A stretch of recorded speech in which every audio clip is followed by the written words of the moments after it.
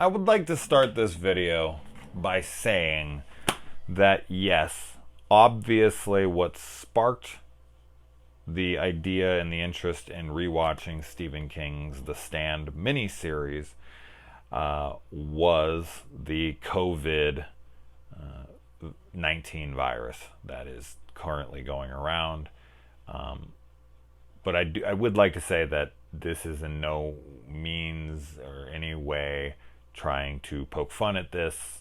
This is unfortunately a very serious thing that's going on, and anyone who's telling you any different is underreacting. I think like all things in life, there is a balance to everything. There are people that are absolutely overreacting to this, and there are also people that are underreacting. There are people who are just like thinking this is a big joke and everyone's fucking freaking out and everything's gonna be fine. I wish I could agree with you, but it's not. Unfortunately, it is very serious. But is it so serious that we need to be hurting each other to get toilet paper? Really? That's the fucking society that we live in? Come on, people, we're better than that. Anyways, we're not here to lecture. We're here to have fun. A lot of us are shut in our houses. You know, a lot of people are under quarantine, like security measurements and whatnot in their towns. So, and it's going to be more and more like that everywhere as time goes on. All the bars are closed down in areas, large gatherings. I mean, shit, they canceled freaking NBA and NHL and the MLB and freaking so many different things. When Disneyland's closed down, that shit is serious. So I've never seen anything like this in my life, ever. And of course, that made me think of Captain Trips. It made me think of, what if this was the real deal? Like, I'm not saying this is not a big deal. It is. I've already said that. But, a worst case scenario right now was Italy, which has a mortality rate of 5%. And within Stephen King's The Stand, the mortality rate is 99%. Higher, to be completely honest, because the amount of survivors in this movie is not very high. You're talking 99.99% is more realistic for how many survivors we see within the film. Now, that does not mean that's every survivor on Earth. Of course, this takes place in the good old USA, and who knows what's going on in the literal 1,000 other countries there are on Earth. But this is an American author, and this takes place on or in the United States. So I would definitely be curious on if there is a Randall flag, like a Chinese Randall flag and a Indian Randall flag, and if this is going on different continents and different places as well.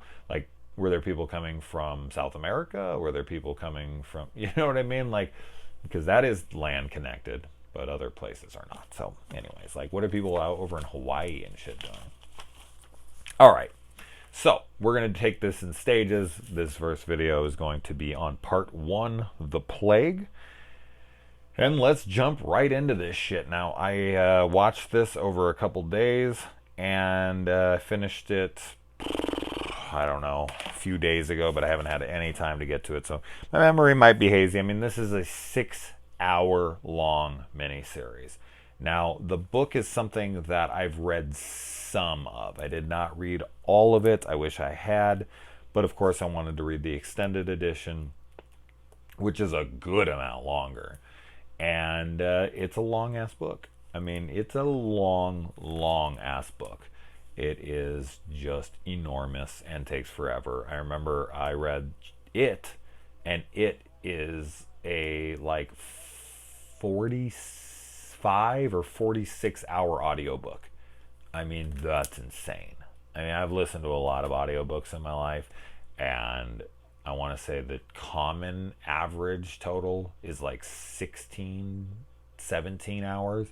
So that's 3 times as long as a trilogy is what that is. And this book's just as long, I want to say, as that, or maybe even I don't remember which one's longer, but they're damn close with the extended version of The Stand.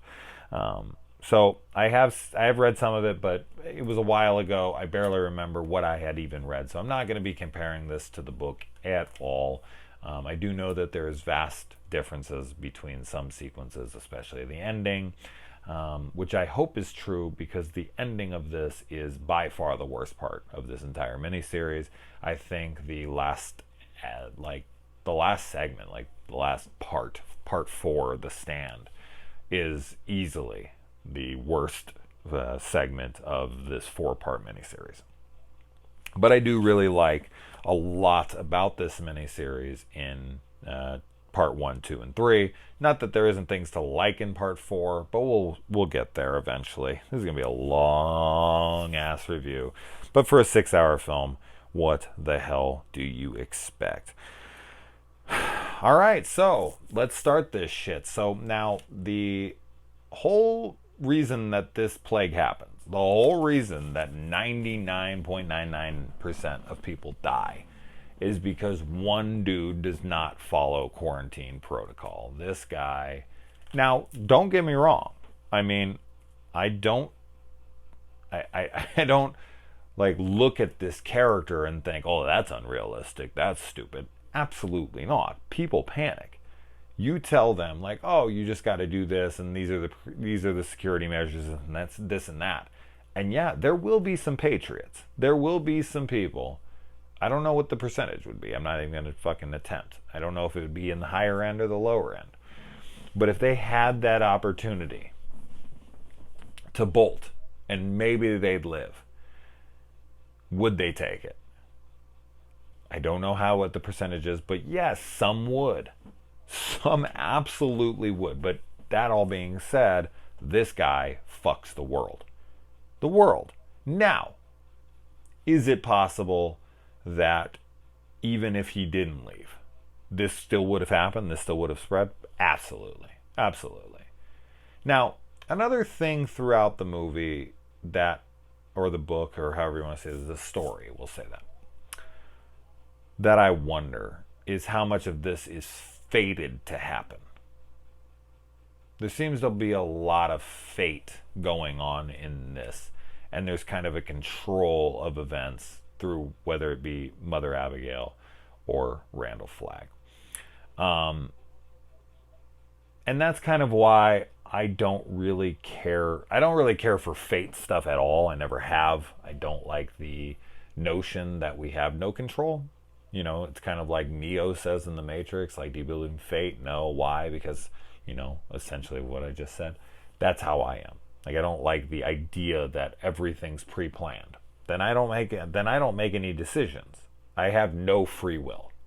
I'm all about free will. Everything I make, everything I do is something that I decided on myself. So, and then, of course, with the ending, we're going to get to the ending, but that makes zero sense to me because I don't understand. Man, we'll get there, though. And let's see. So Stu is the first to interact with the guy from the gas station. Or from the gas station. At the gas station with the guy from the compound who brought the disease halfway across the United States. He's all the way out in Texas. Odessa, Texas, Arnett, Texas, and he came halfway across the whole country, spreading this shit everywhere. But Arnett, Texas is ground zero for the spread, but this guy's already infected so many people by this point. Now, I don't know what the time frame is. They do show it on screen. This starts on like January or February or somewhere, and then by the time everyone's like pretty much dead, they did put a date up on the screen. I really wish I would have followed that to see how fast this shit takes everyone out. Like, how fast is it from day one when this is released and that guy runs from the place till pretty much everyone on Earth, everyone who's gonna die dies. I'll be curious on what that, how many days, how many weeks, how many months that is. I do not know. You got Ed Harris in here for a little bit. He makes a pretty small cameo. Now, There's a lot of Stephen King alums in here that play smaller roles, like a Kathy Bates, obviously from Misery, Ed Harris from Needful Things, so on and so forth. There's a good amount of people who have been in Stephen King films that just kind of come in and play smaller roles in this, and I thought that that was pretty cool. I also like the line that Stu Redman gives Gary Sinise. Country don't mean dumb. Like when he comes out and they're about to quarantine and they're like, put your hands on you, whatever. He's like, country don't mean dumb. Like, you don't got to tell me. Like, I know what we're doing here. And Larry is just such a loser. Larry Underwood is such a fucking loser in this, in the opening, but he does a lot of great growth in this as a character. So it's good to start somebody like this, kind of down and out, totally like, you know, coming over and putting his mom's life in danger, and he's constantly screwing up with his life. But you know, that's the character that's got, you know, all the issues that you want to see resolved, because, you know, at the end of the day, he is a good guy. He wants to be a good guy. He just makes poor decisions. So I never really look at Larry as a bad guy. It's just a guy who, as I said, makes really, really dumb decisions that hurts everyone around him. The girlfriend he has, when he calls on the phone, he talks to that chick who's like the Vegas bartender, waitress, whatever. Whoa.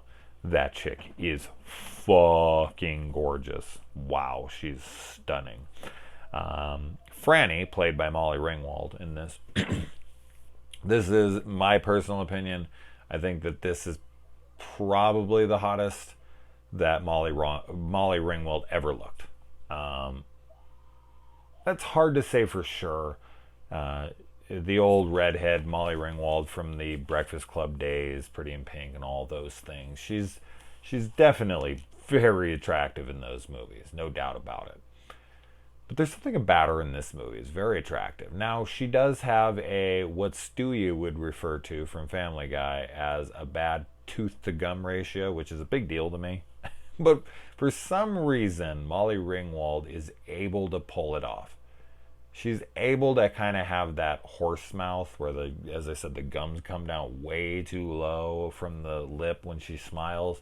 But she somehow pulls it off. It's weird. She's like the only chick in the history of ever that is able to pull that tooth-to-gum ratio thing off. But anyways, she's stunning. And I think like another part of it is her body. Her body is incredible in this. She's like wearing this super high cut shirt in this. Kind of reminds me of something like Jessica Biel wears in Texas Chainsaw Massacre, 2003 remake. She kind of got that, but her body, it's just stunning. And so I think Stu is the first one to be known to be immune. And of course this baffles them, and it's really fucked up that this guy, this doctor, this scientist dude, is just so jealous and so angry that Stu is immune that he just goes in there and is like, no, you're not getting to live. It's just not happening. Like, you're going down with me. It's not fair that we all die and you get to live. Absolutely not. I think they should have hit that harder. I feel like they should have explored upon that. Like, no, I'm not letting you live. You don't deserve to live. Like, my colleagues out there, this guy did this guy did that, this guy had these achievements. Like, what have you ever done with your life? All you've done the entire time you've been here is give us shit. We've been trying to help you. Whatever. Like, I think that would have been an interesting dynamic to explore. I think that would have been an interesting character moment for this guy. I know he doesn't have much time, but that would have just been interesting to listen to this guy go, no, you don't get to live. You don't get to live. Everybody's dying. The whole planet's dying, and you seem to be fine. You're an asshole. You never helped us. You were always a dick. You know, my colleagues have won Nobel Prizes, and they're dead. You're just some yokel from Arnett, Texas. You don't get to live, kind of thing. And the sheriff in that meets Nick Andrews, played by Rob Lowe. When Nick is like trying to tell him what's wrong with him, the sheriff acts like he's never heard of or seen a deaf mute before. Like, he's like, what the hell's that supposed to mean? It's like, a deaf mute? Like, really? You don't know? Deaf at least? Like, you don't know what that means? Like, the way he reacts is so funny to me. Like, you never heard of someone being deaf or mute before? It's ridiculous. And then Larry's girlfriend on the phone. Of course, I had to write her down. We got Kareem Abdul-Jabbar here. He's walking around doing the Bring Out Your Dead. And he gets killed by Flag. Now, I feel like he's the only guy killed by Randall Flagg in this. Like, he seems to be immune to the virus. And Randall Flagg has the ability to just fly around and kill people? Like, why wasn't he doing that to everybody that he didn't want around? I mean, he saw Stu, and he saw these other guys. Like, why didn't he just shoot them dead? Like, so Kareem's character dying to me and killed by Flag like that is odd to me. It doesn't feel accurate to the rules set up within the universe. You know what I mean? Could be wrong on that, but that's the way it felt when it happened. I was like, he seems to be immune. He's not sick at all, and everyone's dead around him. So why does Flag get to kill him? I don't know. The Rat Man. I think another thing that I don't like about the fourth segment of this miniseries, is that the protagonist, the good, because this is a very good versus evil story, the bad guys aren't really all that explored in it. And then in part 4, they kind of push them to the forefront of the episode, like there had been development with them, like we knew Miguel Ferrer, whatever I pronounce this guy's name, who's a Stephen King alum as well, with the Night Flyer, which I want to say the Night Flyer would have been after this, I think, because this is 94, and I think the Night Flyer was 96. And The Stand is supposed to be remade this year, which is kind of fucked up timing, so I'll be surprised if they don't push it. Like, probably in bad taste, and probably a lot of people who would cause a fuss if they tried to release a Plague type of show right now. But if you go on Netflix, the top trending on Netflix is like Containment and like Pandemic and all these freaking movies and shows that are about viruses. So I don't know, maybe CBS should put it out. It seems to be a big thing right now. So anyway, Miguel Ferrer's character is the first to see Randall Flagg. Of course, he's his right-hand man in this, but he's never explored. You got Patrick Kilpatrick in this. He's the guy who's beating up Nick Andros and is a total dick in this. Nick is a deputy after this. I mean, it just happened so fast they don't even talk about it in the thing. It's just like he's a deputy, and you're like, oh, he made a deaf mute who is on the mend a deputy to protect the guys who assaulted him. I mean, I guess desperate times call for desperate measures, right? The sheriff's out, and he thinks like, well, I mean, I got to have someone in here, and I'll be better soon. But obviously, he's never better. Why does Ray hate him so much? You know, Patrick Kilpatrick's character in this, the Sandman from Death Warrant. Why does he hate Nick so much? That's never explored. He just hates him because he's deaf? He hates him because what? We don't ever explore that. And in a 6-hour movie, when things aren't explored, it feels like bad writing. It feels like you guys don't really have the excuse. 6 hours is plenty of time to explore almost anything. So, but the new miniseries coming out, that's 10 episodes, 10 hours, so it'll be even longer than this, or at least with commercials, it'll probably be. Oh no, CBS All Access is not commercials because that's never played on TV. So they should be hopefully full hours each. So we should get 10 hours. The sick people in this movie look fucked. They look like they got radiation poisoning, something from like the Chernobyl TV series, which is just fucking brutal. If you haven't seen that, man, that's the scariest shit you'll ever watch.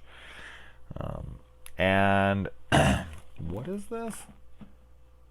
Oh yeah, riots and looting during panic in people. This is just something. This is just a phenomena that I can never understand.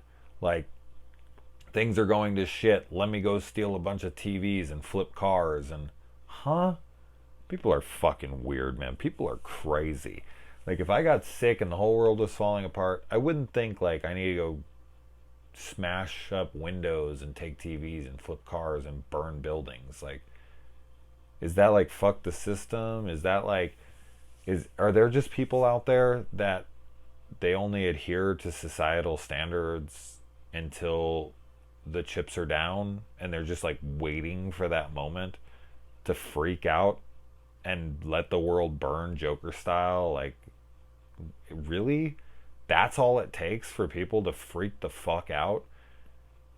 I mean, don't get me wrong. What's happening in this? What I'm saying is that this happens without Captain Trips. We've seen this happen in all sorts of scenarios throughout history. This actually happens in the world. Captain Trips, 99% of the people dying, that is big enough. That said, though, even with something like that happening, where everyone's dying, rioting, burning buildings, flipping cars, like they're just mad at the establishment. They think that it was like a weaponized thing by government or something, like the deep state or something. Flipping car? Like, what? I don't understand the mentality. I could understand, I guess, like storing up on food, going in and fighting your fellow man who's like pushing and shoving to try to get the last can of beans or something. You know what I mean? Like, even in that scenario, I would hope better of us, but that would be hoping for too much, unfortunately. But just the looting and the riots and all that stuff during panic, people are so dumb. No, some people are so dumb. I hate to generalize, blanket statement, all people, but it's that group mentality, right? It's scary. Ed Harris's character here wears a guilty sign because he feels responsible. Then you got Kathy Bates. She's the radio disc jockey, and she gets shot live on air. Could you imagine how much panic that would ignite in a community if they were listening to like some big, like Howard Stern or something was live on air and was shot to death, or freaking Joe Rogan or something, the biggest podcaster right now, of like, if he was doing like a live broadcast and like military personnel came in and shot him to death on air because he was talking about the virus, like COVID-19, like I talked about. Do you imagine? Could you imagine what would happen? Holy shit, man. You would feel like they would cut the feed before they shot her live on air, but there you go. And I already talked about all this, and I do kind of find it ironic that the guy who came in to kill Stu actually saved him, because had he never even come into his room, Stu would have just starved to death. But the guy coming in to kill him, he gave Stu the opportunity to grab something to defend himself and then get out of the room. Otherwise, Stu would have died. So there you go. Anyways, let's move on to part 2.